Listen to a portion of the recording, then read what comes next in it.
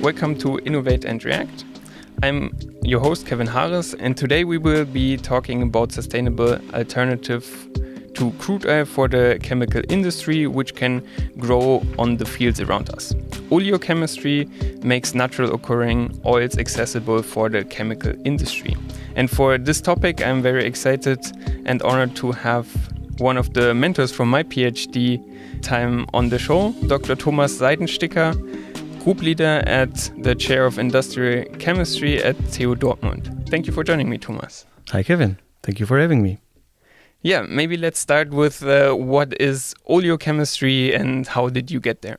So if you think about oleochemistry, you would consider it as a topic in trying to use what plant oils offer us and using that as a platform for producing the everyday products we need, like surfactants, cosmetics, but also lubricants, etc.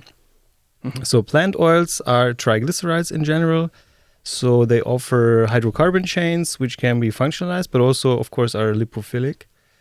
And the lipophilicity is typically used in the things I just mentioned, emulsifiers and surfactants, etc. So that already has a very long history in the German chemical industry. Since around 100 years or so, we're doing this oleochemistry. But as we and also others, of course, discovered is that plant oils and oleochemistry in general offers much more potential for only being used in such niche segments, I would say. And I think that maybe this is some kind of a revolution in oleochemistry. So we are basically making chemicals from the oils that plants produce. But why is this not already a very big industry? Like most of the chemical industry is based on crude oil, and they have the steam cracker and from there on build the chemicals that we all know. I think that has many reasons, of course. The one reason being that, of course, the chemical industry that we know today is, so to say, subsidized by very cheap crude oil. So plant oils, of course, come also with a decent price tag. On the other hand, like just from the chemical structure, they're aliphatic hydrocarbons in general. So they are not having too much oxygen in there compared to, for instance, other renewable resources. So just from the chemical structure itself, they could be considered as a drop-in and also very closely related chemical in terms of the way that they can be functionalized, for instance. Mm-hmm. They already look very similar to the crude oil, that we can replace similar processes with these as the new raw material. Exactly. However, they of course differ, and that is, so to say, the complexity behind that, and that is that depending on the origin of the plant oil, the chemical structure differ, and they are inhomogeneous in their degree of saturation. Mm-hmm. So that means you have a mixture of saturated, monounsaturated and polyunsaturated fatty acids in your triglycerides, and this ratio, we call that the fatty acid profile, is very much unique in with respect to what plant oil you have. So the fatty acid profile in rapeseed oil is very much different to that from sunflower oil, and that is again very much different to that to soybean oil. So you don't have this homogeneous platform chemical that the chemical industry is typically using from fossil origin. So you have this inhomogeneity, and that is something that is, in my opinion, very much restricting the substitution of fossil-based feedstocks with plant oils. So you would need for each country or region where you have better access to certain kinds of plants, you would need their own refinery and pre-processing. Right, that is one aspect on that. On the other hand is that not only does this fatty acid profile change with the plant the oil comes from, but also from maybe the season, maybe the region where it's grown, etc. So there has been tremendous effort in also alternating and fine-tuning this fatty acid profile, but you still don't have this large-scale platform plant oil that you can use as a direct drop-in substitute for petrochemicals. Mm-hmm. Yeah, especially in the recent time with all the wars in Ukraine and Iran, the prices for these crude oils really have spiked a lot, which also then increases the prices for energy and the chemical raw materials itself. Here, I think that the oleochemistry could help the markets like Germany, which are really dependent on imports. Is this a factor that could come in, or is this still a too small industry? No, so when we are talking to the chemical industry partners around us, they are very much looking into feedstock sovereignty. Yeah, since the crude oil prices are very much volatile, but not also from economics, but also from strategic point of view, they are looking more and more into feedstocks that, of course, come from recycling, but also come from across the street, so to say. So this is why I think that oleochemistry maybe gets a new generation, not only being used as cosmetics ingredients, etc., but maybe in general as a platform for producing also polymers, etc., in near future. And maybe also like one big chunk of oleochemicals is maybe a far stretch, but the biodiesel is like a big portion of the plant oils that are used. But if we use those not for burning them rather than making chemicals, that would also improve the value generation. Yeah, that is true. I mean, there are two aspects on that topic. The one being that the value creation in burning plant oils is very low. So typically the biodiesel you would buy pretty much costs the same as the plant oil. So we're talking about roughly 120 to 150 euro per kilogram, for instance. The only way that biodiesel producers make money is that they have the co-product glycerol, which can also be commercialized. So there is very, very little value creation there. So they actually just make something with the glycerol, and the byproduct, the fatty acids, they just get rid of by selling them to someone who... Right, so you produce, so from 1 ton plant oils, you roughly produce 100 kilo of glycerol. And if you also co-sell that, that makes the economics more attractive. So in terms of the volume you produce, basically the biodiesel costs pretty much the same than the plant oil. So in terms of numbers, around 13 million tons of plant oils are being processed in the European Union to become biodiesel in the end. And that is roughly 1/2 of the total amount of plant oils that is grown in the EU. Oh, that's big. So that is big. So, and that feedstock is already available. And maybe in terms also of fading out combustion engines. So we co-feed the biodiesel in the diesel petrol that we use, and that is around 7%. And with the increasing portion of maybe electromobility, etc., so maybe these capacities for biodiesel get free. That's one aspect. The second is that if you make chemicals out of that, you create more value maybe. So plant oil refineries rather sell the product to the one paying more for the feedstock. So if you could create more value by producing chemicals from it, you not really compete with food, you rather compete with the energy sector in that sense.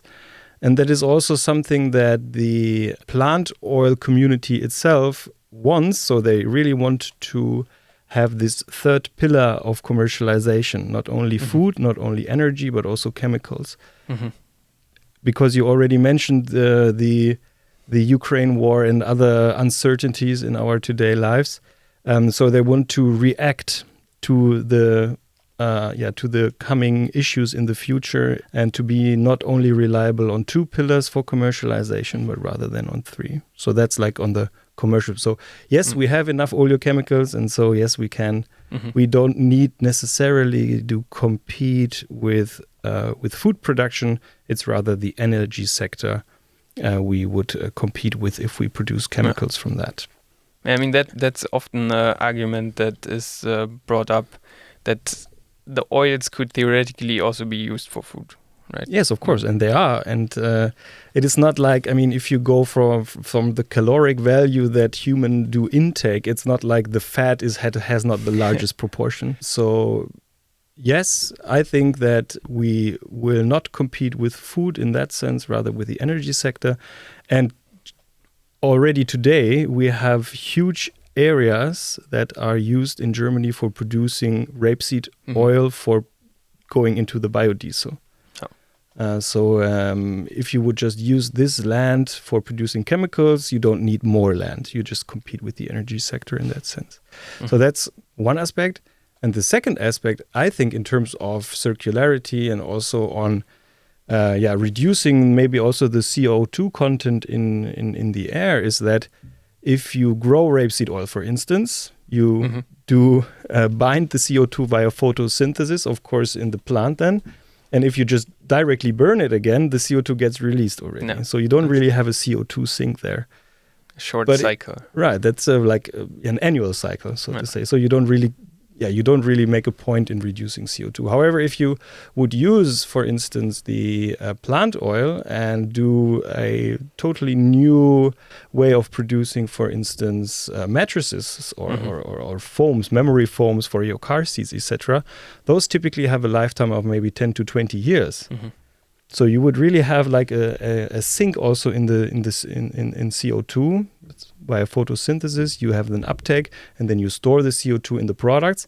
And eventually, you not burn the mattresses, but you just recycle them. Yeah, if you keep it in the loop, then you also keep the carbon in the loop. Yes, so the numbers from the Renewable Carbon Initiative say that by 2050, so the assumption is that if we don't have any fossil carbon, we will have roughly about 55% of recycled carbon. We will have 20% of renewable carbon, and the rest comes from CO2. But you still need the renewable carbon, because eventually, of course, you need also to go the large cycle via via combustion and then CO2 in the air that is consumed by photosynthesis again. And to refill this carbon, you really need also the renewable. So it's not like, so those things go hand in hand. And even the assumptions from the Renewable Carbon Initiative say that 20% of the carbon in the future of the chemical industry must come from renewables. Yeah, to replace the carbon that cannot be recycled. Then go right. Via so the typically air. Chemical recycling is also always a downcycling, of course. So there will be always some residues, etc., that maybe need to be combusted. And then this is CO2 that is released in the air and then can be taken up by the plants again. So that is basically the idea. And then when we go from the raw plant oil towards chemicals, there are a lot of processes involved. And you, at the chair of industrial chemistry here in Dortmund, you're also looking in how this transformation can be done. And it is... or it used to be a big motivation from the sustainable side, but now there comes even more interest, I think, to replace the fossils also for the independent point of view. And do you have some examples for what transformations you are looking at? Quick break. If you enjoyed this chemistry content, please consider following Innovate and React on whatever platform you're listening to keep the show in your feed. If you want to do even more, you can tip a one-time amount or become a member of the show with the Buy Me a Coffee link in the show notes. Thank you for your time, and back to the episode. So the general idea is, if you want to increase the amount of renewable carbon that comes from plant oils in the mix of the carbon in the chemical industry, you cannot go only for the already existing value change. So if you look at the molecule, typically the chemistry that is done is on the carboxylic end of the group. So these are reduced to fatty alcohols, these are transesterified, these are saponified, maybe ethoxylated, etc. So everything is with relation to the carboxylic group. However, plant oils also offer a hydrocarbon chain, which is typically unsaturated also. So you can do chemistry which is related to the CC double bond. And that is chemistry that fossil-based industry is very much relying on today. So what we look at is what new chemicals can you make from utilizing the unsaturated CC double bond in the hydrocarbon chain? And that is enormous. So you can, for instance, use a cross-metathesis with ethylene, and by that you split the molecules in the plant oils in half. You end up with a one alkene, which otherwise is typically also a fossil base from oligomerization of ethene, for instance. And that's a co-monomer, for instance, for LLDPE, but also for polyalpha olefins, which is like the blockbuster lubricant, etc. Yeah. So if you could make that now from rapeseed oil via cross-metathesis, that would be very beneficial. And the other half is an unsaturated carboxylic acid functional group, which can be further functionalized, for instance, into polyamide and polyester precursors, etc. So that is something we are looking at. And I'm very excited because this is a technology, I mean, the metathesis got the Nobel Prize like 21 years ago, and it has evolved since then like massively.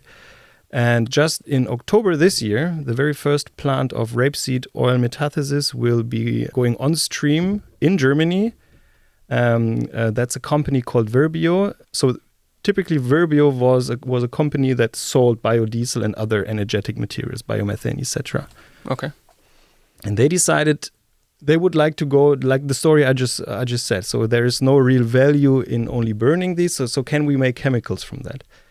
And they decided to invest a lot of money in really buying the technology behind the metathesis, and that's the Schrock type catalyst. So Richard Schrock was one of the Nobel laureates in 2005, received the Nobel Prize for inventing and making the tungsten and molybdenum catalysts feasible to do that. And that he spun off a company from the Massachusetts Institute. They're called Xymo, and they had all the patents relying to this technology.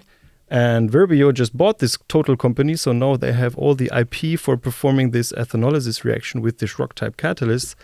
And I don't know, maybe since 10 years or so, they are working towards the commercialization of this unique. So this is not existing already in the market, and they will go on stream in October. So there will this grand inauguration in Bitterfeld, and in the near future, now you can buy those platform molecules, 1-alkenes and unsaturated short chain carboxylic acids from local plant oils via this breakthrough technology.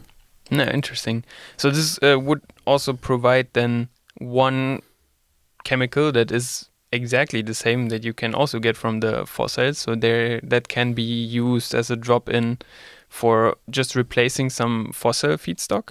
And the other one is a new kind of chemical which would not be like that from the fossil-based chemistry, right? Right, and that is, I think, maybe the way to go. It's a trade-off, and this is a very nice example because you have both. You have one already existing market that you can directly address, and this is the 1-alkene market.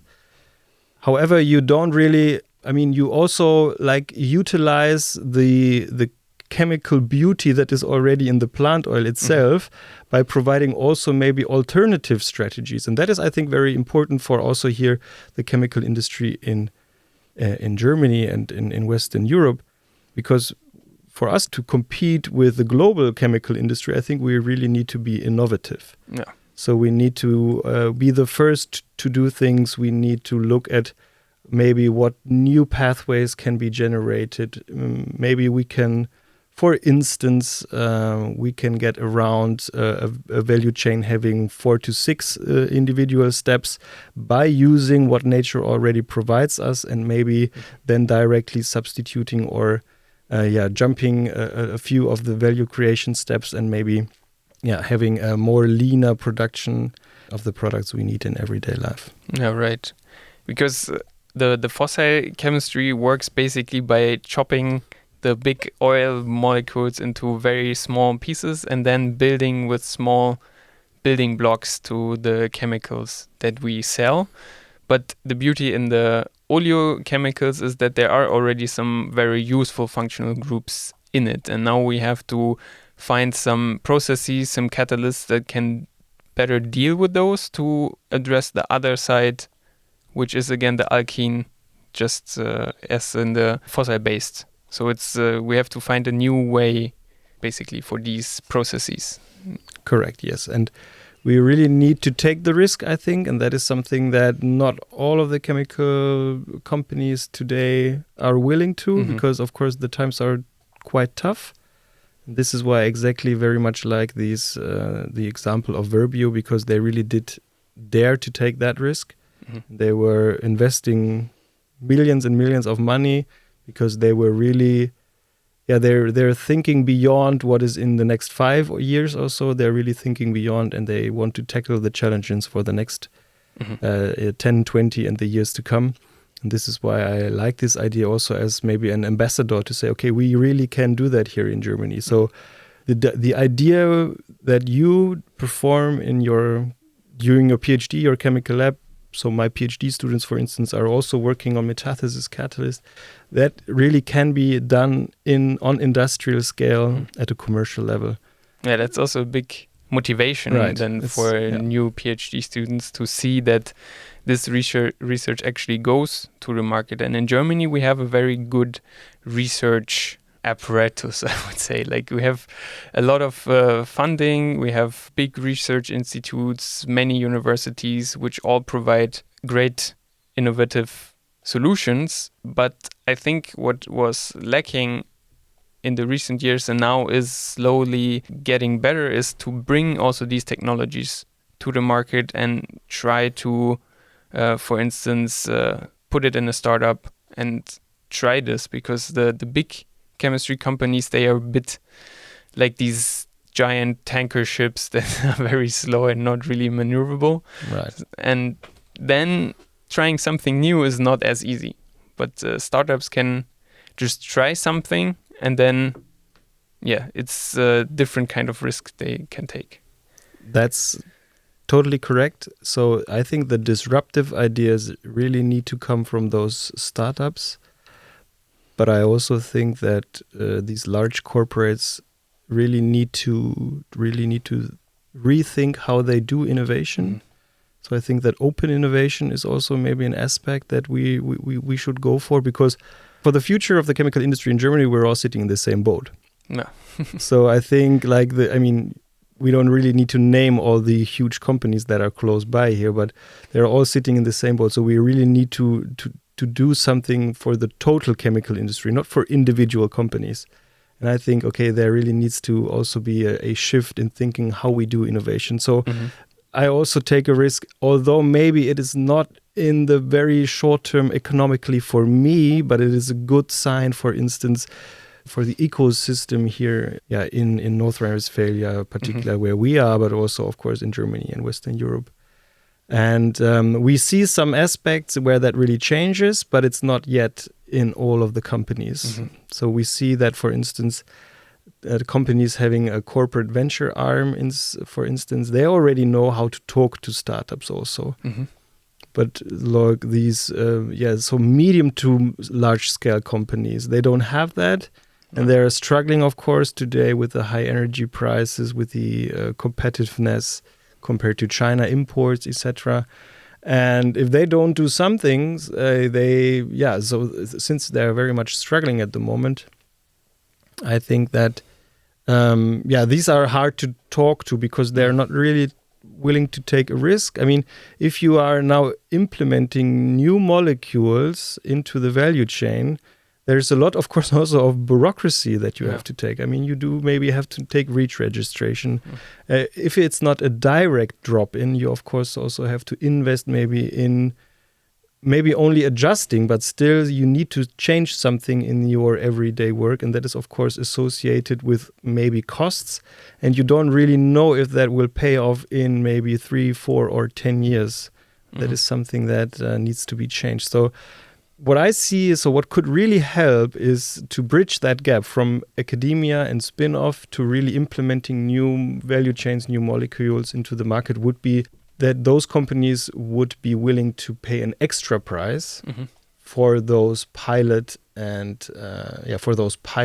volumes of material. So when materials are provided not yet in a commercial scale, but for pilot and testing volumes, if they would be willing to maybe pay an extra of maybe 3 to 5 times just for that very limited volume, that would already help. because if you just start up a company, since you're not going to very large scales, you will not be commercially competitive in that case. So bridge the gap from the small scale setup then to the large scale, that you can have the proof of concept and see, okay, this chemical can be used in a new way and it works and people will buy it. Right. But you have to prove that somehow, and you cannot start that on a world scale plant. You need smaller plants. Yeah, right. This is somehow a chicken and an egg problem, right? So you need to react somehow. You need to make the market react somehow to your new chemistry you do. If you would, for instance, produce a new adhesive from renewable plant oils, for instance, that is a new molecule that has to be tested, of course, by the customers. And if the customer is not saying, okay, this has good properties, or I can put that into that adhesive or into that formulation, the producer will not produce it, and the startup having the new technology might not even be able to get funding for creating these technology scales, etc. But I see in the ecosystem that the environment, from universities, stakeholders, but also from the government, local government, federal government, but also the industry, and for instance such systems as ChemStars, etc. They are like very much working on that to bridge this gap from academia and scale up into real world applications. To improve the collaboration between all these partners, basically, because if it's a joint effort, then in the end everyone has something from it and could win. Even society. I mean, the chemical sector is one of the largest, has a very huge proportion on the employees here in that region. And that is, of course, something we need to keep up. Yeah, definitely. To provide basically for then the whole region, because it's not only the chemical companies themselves, but the whole region is dependent on the chemical industry here. Right. Yeah, you were already talking about the ecosystem here that you already also know from the Spinoff that you started here, which is also in the oleochemical space. Can you briefly explain what Simplyfined does?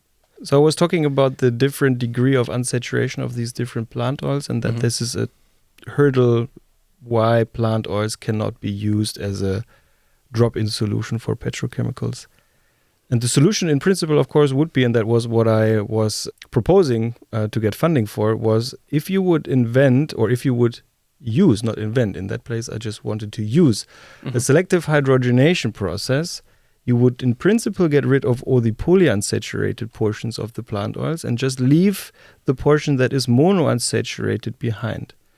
Because monounsaturated compounds, so having just one single carbon-carbon double bond, is something that is you can find like everywhere in the chemical industry already. I mean, you have a lot of 1-alkenes or alkenes in general, but typically 1-alkenes in the chemical industry. So there are already technology out there where you can do functionalization reactions of this single carbon-carbon double bond. So the idea was, can we find a technology that exactly provides that, and a plant oil rich in monounsaturated oleochemicals, by getting rid of all the polyunsaturated, because they not only reduce the selectivity in further downstream chemistry, but they also typically harm, for instance, catalytics. So catalysts are typically poisoned, for instance, by polyunsaturated.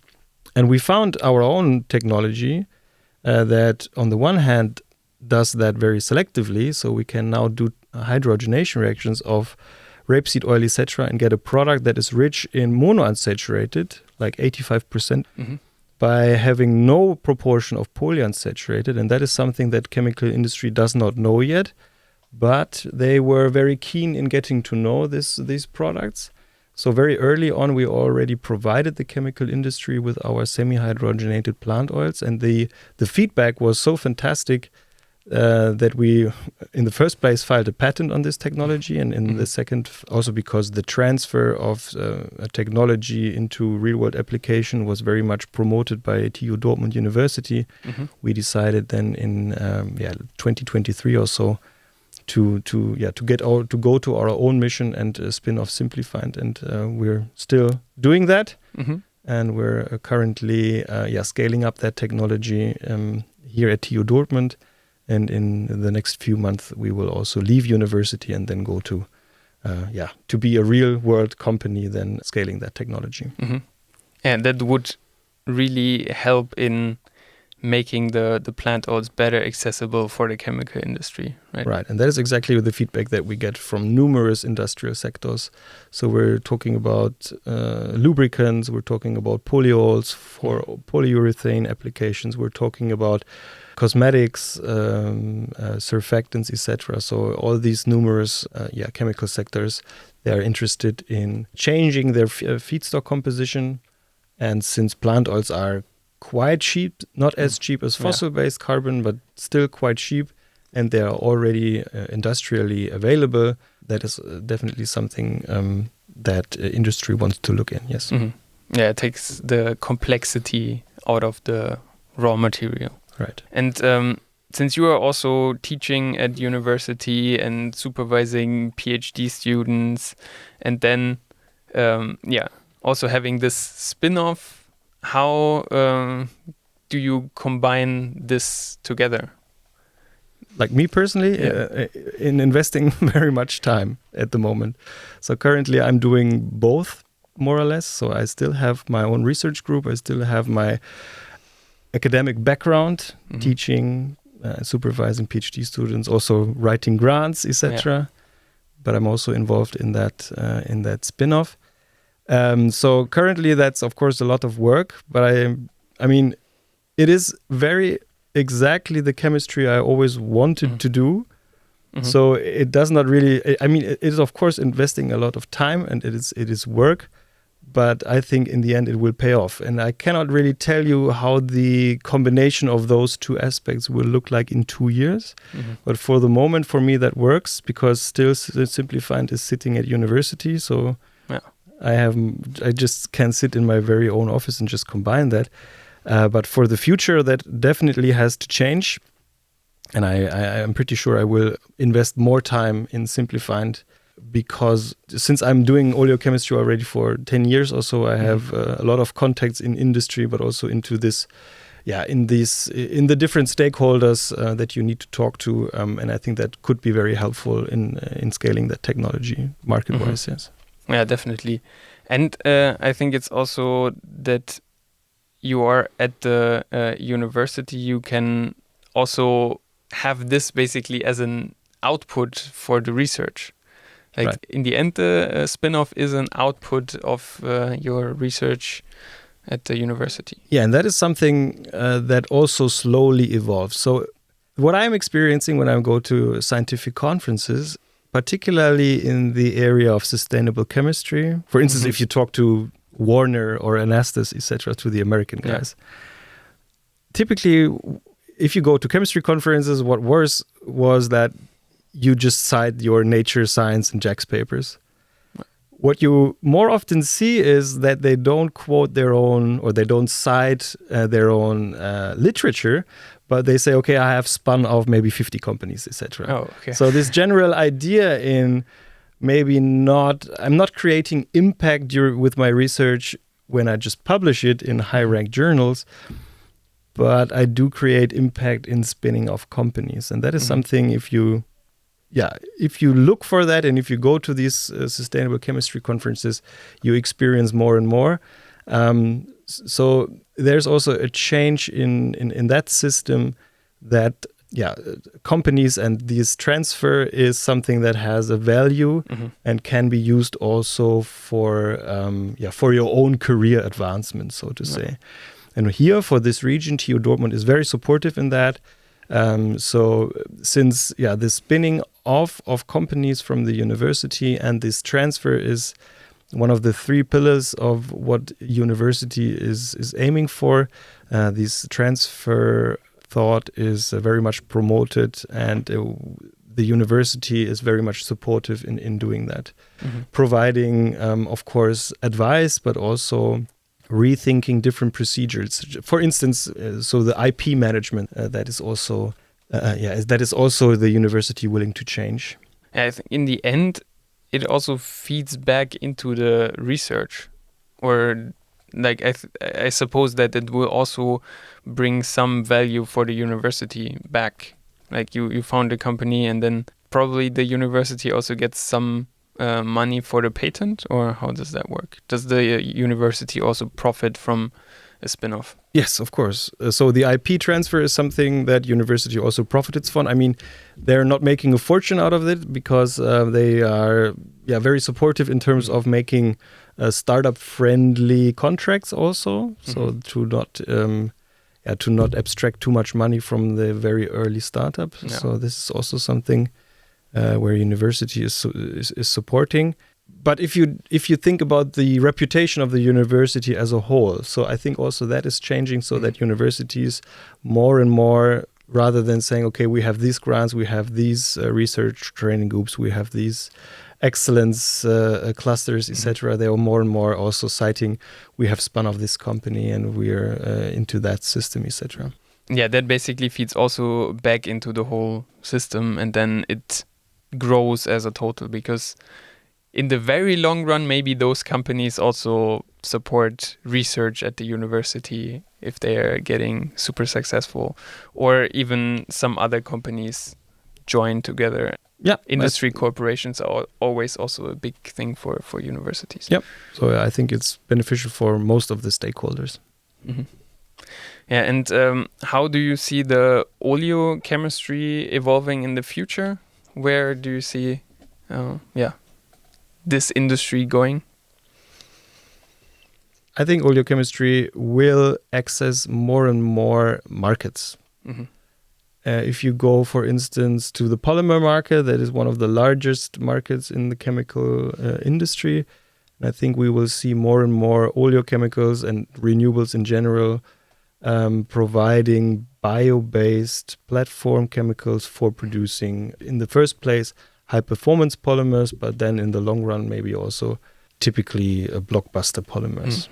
And we need this innovation, and we need also to take that risk in terms of try to change the value change. So the way we think chemistry, we really need to innovate that, because the chemistry we do is 70 years old also already. So I think it's time for a change in that sense, and I think the time is now. Yeah, definitely. To change it to a more circular perspective, and then replacing the carbon that's lost with bio-based carbon, right, to have a functioning system. Yeah, I think now we can slowly come to an end of this discussion with my closing question. What is your favorite discovery in chemistry? The homogeneous catalysis. Because it was, that is of course something I am very much into. Yeah. I did my PhD and also my habilitation in homogeneous transition metal catalysis. And that somehow feeds back to oleochemistry, because when it was first discovered, homogeneous transition metal catalysts, that was in the 1938 when Otto Röhm did the first hydroformylation experiment. And he used a cobalt contact catalyst and refed the ethylene that was produced from the Fischer-Tropsch back into the substrate feed, and so in the syngas, and just recycled it over the cobalt-containing contact catalyst. And he noticed that alcohols and aldehydes were produced, and he didn't know that it was a homogeneous transition metal catalyzed reaction, because he had implemented originally a heterogeneous catalyst. And just later on, it was noticed that it was indeed a homogeneous cobalt carbonyl complex that did the hydroformylation. However, in the very first patent he filed, he also implemented methyl oleate as one of the substrates for the hydroformylation. So oleochemistry and hydroformylation and homogeneous transition metal catalysis was, so to say, discovered already 90 years ago, although no hydroformylation of plant oils has yet been commercialized. So there's still something to go. But it sometimes is really worthwhile to take a look in these very old documents, because the patent he filed was only available in German. So I think this is also something why it has been undiscovered for a very long time. But the 1938, that was a time when crude oil was not available. at least not to that extent. But plant oils, of course, were. And they already knew that these contained carbon-carbon double bonds. So in the very initial patent he filed in 1938, the hydroformylation of oleochemicals was already in there. And it got forgotten because fossil-based carbon from crude oil was just so cheap that you did not really need it to look into that into more detail. But I think now it's the time to do so. Yeah, definitely. It goes way back with everything together. Very interesting. Yeah, thank you very much for this interesting talk. And then, keep innovating. We will. Thank you very much, Kevin. Also, thank you very much for listening. Check out the show notes to find out more about Thomas's research group Renewables at TU Dortmund and Simplyfined. If you would like to talk about your research on Innovate and React, send me a message to contact@innovateandreact.com or connect with me on LinkedIn. Finally, don't forget to follow Innovate and React on whatever platform you're listening. Until next time, stay curious and keep innovating.